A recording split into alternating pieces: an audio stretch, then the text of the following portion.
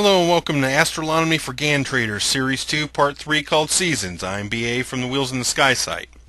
In this book tunnel, Gann uses seasons, declination, and latitude. Let's start with seasons. Okay, the seasons, spring, summer, fall, and winter, begin when the sun enters the four cardinal signs. The sun entering Aries starts spring.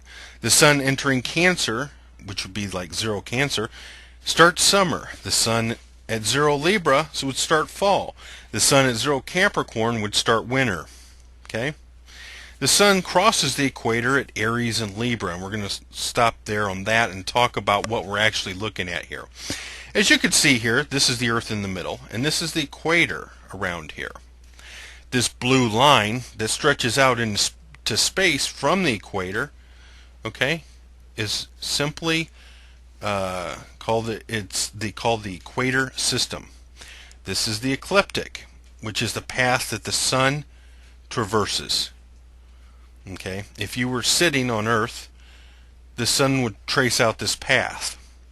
This is 0 Aries, 0 Cancer, 0 Libra, 0 Capricorn, and back to 0 Aries.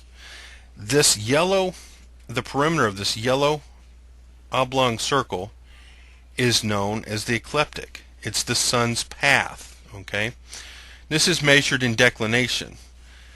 The sun would have maximum declination at this point. The sun would have minimum declination at this point.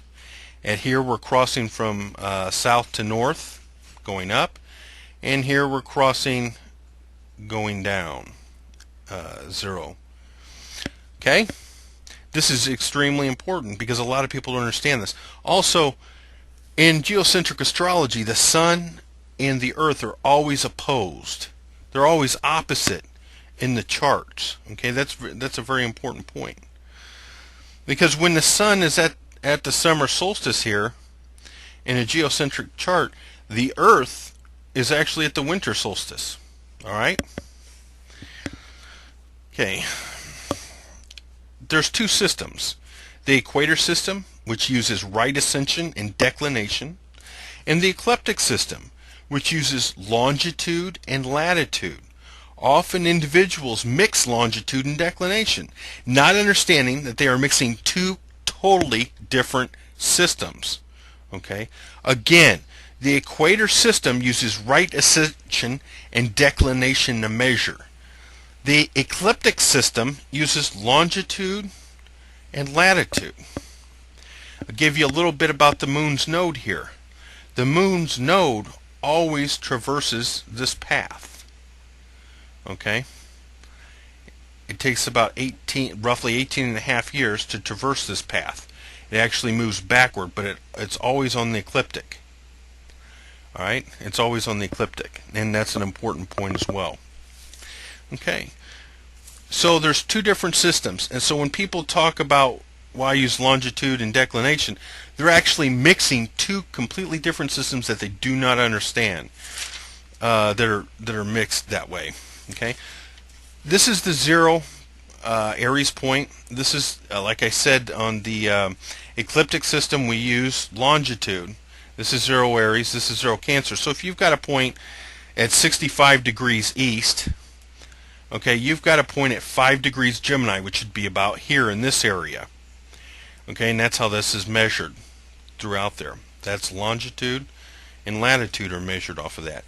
Gann used both. Okay, Gann used both. So from this point, let's go to the ephemeris and see what the ephemeris looks like in terms of latitude. And again, this is very important. These are extremely important concepts to understand in the Gann field. Okay, as you can see, these are the dates on the left-hand side, and these are the planets up here. As you can see, this is heliocentric latitude. Alright, and these numbers are small. The Earth, the Sun, in declination, its maximum is 23 degrees 27 minutes. That's a big number when you're dealing with latitude and declination. As you notice, most of these are extremely small numbers. The Mercury here goes up to 7 right here. October 27, 2008, heliocentric Mercury's latitude was at 7 degrees north. That's its maximum. Okay. The Venus has a maximum latitude of about 3 degrees 20 minutes. I'm sorry, 3 degrees 23 minutes. Mars has a maximum latitude of 1 degrees 50 minutes. All very small numbers if you've not ever worked with latitude. And in parts of the series that are coming up, these will be extremely important to understand the differences between latitude and declination, understand really what's going on with them. But other than that, as you can see, everything is really pretty much below 7 degrees. Here we have declination. All right.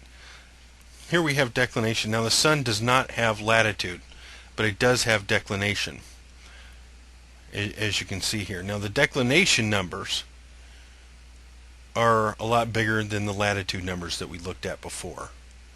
As you can see here, like Jupiter is at negative 2253. Okay, that would be south 22 south 53 is how that's read. Over here we've got Mars at 17 south 22. As an example, here we have the sun. I'll bring that up and show you what that looks like when it's at maximum declination. Okay, see here, from December 13th area until about January 1st area down here, the sun pretty much stays at 23 degrees of declination, a little bit above it. Okay, it's very slow. All right, so you've got a while there. Well, if you go back here, you can see about every 2 to 3 days the sun is moving a degree. All right, of declination. Like here, October 31st, 2008, the sun is at 14 south 23. All right. The reason for that is because it slows down when it approaches that maximum point, which is actually 23 degrees 27 minutes. Here on, looks like about December 21st on this date. All right. And so if we go back and look at an ephemeris, we'll see that the sun is around 0 Capricorn at this time. All right. And these are the other numbers as far as declination goes for the other planets, obviously.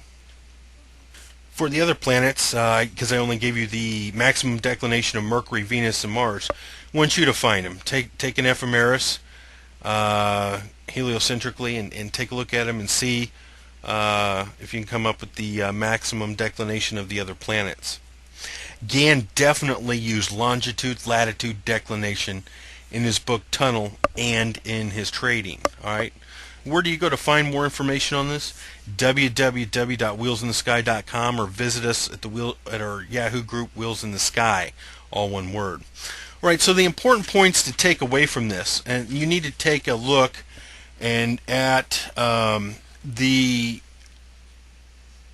diagram that was up in the first part of this, with the Earth and the equator going out into space. You need to take a look at that, restudy it, so that you can get those concepts in your mind. All right, they're extremely important.